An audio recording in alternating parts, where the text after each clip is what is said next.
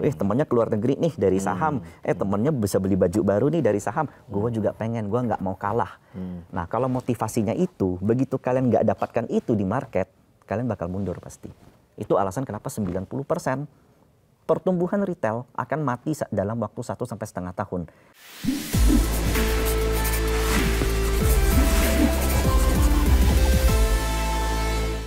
Faktor paling menentukan untuk kesuksesan di saham ini apa kalau menurut Mas Kalau Michael? menurut saya psikologis, Pak. Psikologi? Iya. Kenapa? Karena saya bisa punya saham yang sama dengan Bapak, tapi Bapak holding powernya jauh lebih kuat, Bapak jauh lebih tenang, pasti Bapak taking profitnya jauh lebih bagus daripada saya. Kalau porsi saya terlalu gede, naik 1% takut, turun 1% takut, jadi ujung-ujung jual beli, dihitung-hitung kalah sama yang nyimpen. Kebanyakan seperti itu. Tapi nggak pernah ngalamin jadi seorang trader terus jadi long term investor karena portonya merah gitu? Nggak pernah. Puji Tuhan sih belum, Pak. Kayak gitu kan banyak. Karena bagi trader tuh nomor 1 adalah peluru. Nomor 1 tuh adalah ekuitas. Karena saham yang setiap hari, bukan setiap minggu naik, bahkan setiap hari naik aja beda-beda kan Pak. Selalu ada peluang di setiap kesempatan kalau bagi trader. Kalau investor, peluangnya adalah emitennya. Ya kan? Kalau dia udah ketemu yang murah, udah dianalisa mendalam, nggak boleh tuh sering-sering pindah tuh. Minus ya harus tahan. Makanya psikologis antara investor dan trader pasti berbeda. Nggak bisa campur aduk ya. Nggak bisa dicampur aduk. Banyak juga tuh niatnya trader, begitu turun jadi mendadak nggak berani cut loss. Iya. Berarti kalau Mas Michael cukup disiplin ya setelah tadi dievaluasi 3 bulan, kalau memang merah gitu di cut loss nggak? Atau ada batas tertentu nggak? Ada batas tertentu. Jadi sebagus-bagusnya perusahaan pun bukan nggak mungkin sahamnya bisa turun 10% atau 20%. Itu kan karena fundamental dengan kondisi teknis bursa berbeda. Laporan keuangan bagus banget, kalau besok Trump bilang perang dagang lagi, turun lagi pasti. Nah jadi setiap ini ada batas-batas tertentu yang perlu kita set untuk setiap keputusan kita. Berapa persen kalau Mas? Kalau saya trader, apalagi saya kan agak cukup panjang ya, bisa 1 bulan sampai 3 bulan, saya tuh 20% sampai 30% masih fine menurut saya. Begitu 30% cut loss. Ya? Betul, kurang lebih. Nah itu kalau bicara cut loss. Kalau realisasi take profit? Nah kalau di trader itu kebanyakan masalahnya di sini Pak. Psikologis orang tuh kalau seandainya dia takut kehilangan 5%, maka begitu dia profit 5%, dia juga takut Pak. Jadi plus 5% dia condong taking profit, minus 5% dia juga condong cut loss. Ujung-ujung BEP Pak. Dan kalau dengan fee kalah pasti. Nah itu yang perlu dibalik adalah begitu kamu loss, kamu takut, itu bagus Pak untuk trader. Tapi begitu profit, jangan takut juga kalau profit itu hilang. Sehingga ada istilah yang namanya cut your loss short. Jadi begitu kamu loss, masuk satu emiten, jaga itu ketat, tapi begitu dia terbang, let your profit run. Yes. Biarin. Kita nggak tahu kenaikan suatu saham itu bisa sampai kapan. Nggak ada yang tahu kan Pak. Contoh kayak Arto pernah 20.000%. BRPT awal tahun sempat 800 Pak. Hari ini 4.000. Sekitar 300-400%. Kita nggak pernah tahu sampai kapan gitu. Karena BCA juga pernah 50% dalam 1 bulan. Dalam 1 tahun. Kita nggak pernah tahu. Terus patokan eksesnya pas harga berapa kalau kayak gitu? Biasanya trailing stop Pak. Jadi ini yang saya katakan kecukupan diri. Jadi kita nggak mungkin bisa paling atas. Ya, itu nggak mungkin. Kecukupan ya. diri Pak. Dan semakin lama, itulah menariknya kita semakin latih psikologis, kita semakin tahan Pak. Kalau dulu mungkin 10% udah jual. Sekarang kita ngincer, nggak setelah itu kita ngincernya 20, ngincernya 40, ngincernya 50. Nah, ujung-ujung sampai 100 pun biasa lihat doang, ya udah. Dari 100 kan kita bisa lihat lagi. Fundamentalnya ngapain nih? Karena dari 0 ke 100 kan pasti perlu waktu ya. Paling enggak, let's say 1 bulan. 1 bulan 100%. Pasti nanti ada pullback lah, ada RUPS, dari berita, dari EDX channel tuh saya paling sering baca Pak. Kira-kira emiten ngapain nih, gitu loh. Kira-kira bakal ngapain, lalu kita lihat polanya, akumulasinya, teknikalnya. Oh ini masih like hold, ya udah hold. Bahkan saya lebih sering nambah Pak. Top up. Average up. Jadi kalau kita udah beli, contoh udah beli 1 miliar, naik 30%, tambah. Jangan buru-buru jual, Karena tidak ada harga yang mahal di saham yang uptrend. Begitu juga tidak ada harga yang murah untuk saham downtrend. Ada saham yang 100.000 sampai 20.000 Pak. Kemudian turun lagi ke 10.000. Jadi tidak ada harga murah untuk saham yang downtrend. Tidak ada harga murah untuk saham downtrend, tidak ada harga mahal untuk saham uptrend. Gitu ya. Teorinya gampang. Teorinya gampang, betul. Latihannya yang susah. Latihannya susah. Ya, benar. Itu benar sekali.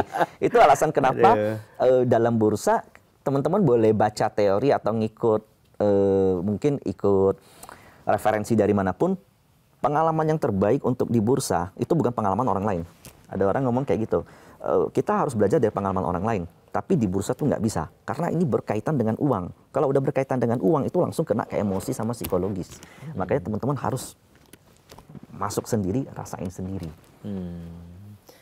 Ada role model nggak? Siapa sih tokoh finansial yang jadi role model Mas Michael gitu? Kalau saya role model saya di luar negeri, Mas. Siapa? Ray Dalio. Oh, Ray Dalio. Penasihat Danantara nih. Saya kaget tuh waktu Ray Dalio jadi penasihat Danantara.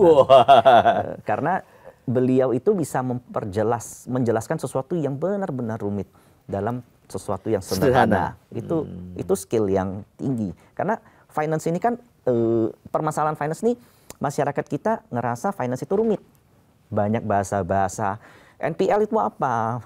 Money velocity itu apa? Volatil itu apa? Laporan keuangan gimana? Tapi Ray Dalio itu bisa menjelaskan ekonomi dunia dengan sesuatu yang jadi simple banget. Nah, termasuk saya salah satunya bisa belajar finance dari Ray Dalio. Iya. Berarti seolah-olah sekarang deket banget dong, kan penasihat Danantara jadi. Iya, penasihat Danantara. Sering diundang Danantara juga kan? Amin. Tapi belum pernah ketemu ya? Belum pernah ketemu, semoga ketemu suatu saat. Iya, kan idolanya gitu. Pesan untuk anak muda nih, mungkin yang belum masuk ke capital market atau yang ingin masuk ke capital market atau yang sekarang baru masuk gitu, seperti apa? Ya, jadi ada sedikit yang ngebuat saya gelisah, itu ada keresahan di saya itu ini, Mas.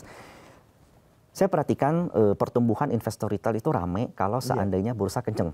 Kalau bursa lagi naik-naik banget. Sementara dari perjalanan saya selama belasan tahun di market, saya belajarnya itu justru di market jelek. Saya bisa bertahan seperti ini dengan upgrade metode yang baru, kemudian portfolio saya bisa seperti ini. Itu justru saya belajarnya di market sulit.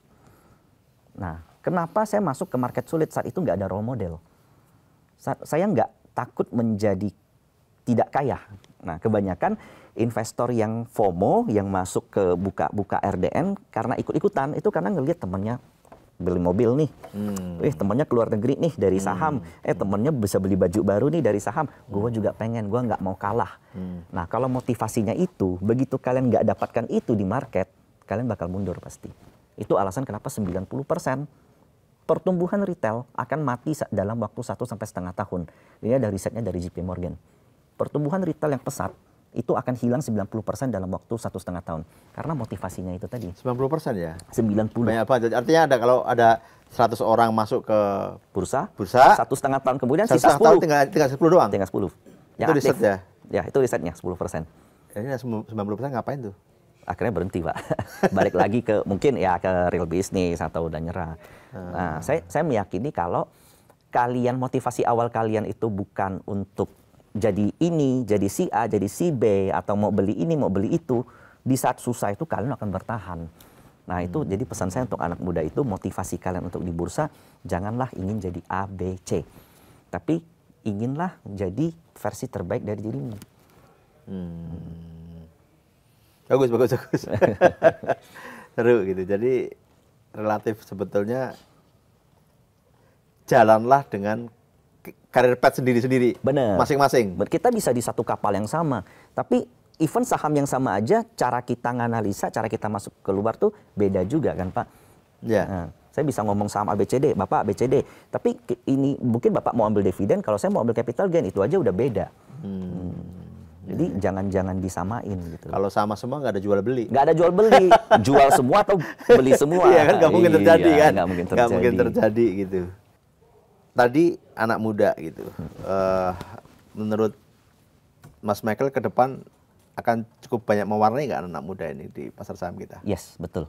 Jadi memang riset karena pertumbuhan kita kan saat ini milenial, makin lama Gen Z, kemudian ada baby boomers. Dan saya perhatiin kebanyakan audiens saya itu justru dari yang umur 20 sampai 30. Sekarang. Mayoritas berapa persen? Mayoritas di sekitar 70%. 70%. Punya berapa sekarang audiensnya? 200.000. 200.000 di Instagram. Oh, follower di Instagram 200.000. 200.000. Wow, besar sekali ya. Itu mayoritas anak muda. Mayoritas anak muda. Di bawah 30 tahun itu 70% ya? Ya. Oh, besar sekali. 70%. Dan saya salut kebanyakan mereka mau belajar, Pak. Bukan mau tergiur dengan profit doang. Mereka mau belajar. Mereka mau jadi melek, mereka mau jadi intelek. Jadi ada harapan mereka itu masuk yang 10% tadi. Betul. Bukan yang 90%. Bukan yang 90, betul. Ya. Makanya kalau ada orang DM saya nih Mas Instagram, besok beli sama apa yang bisa cuan, saya cuekin tuh. Tapi kalau dia nanya, kok menurut kamu ini Pak Purbaya ngomong ini bagus nggak? Ah itu dia udah gunakan logik berpikirnya tuh. Bales. Saya seneng gitu loh. Bahkan kadang ada banyak dari institusi-institusi yang chat, saya jadi tukar pikiran. Iya. Itu dikelola sendiri tuh akunnya. Instagram sendiri Pak. Sendiri ya? Sekarang kewalahan sih bahasnya. Udah banyak nggak kebaca Pak. Ya kebaca ya. Iya.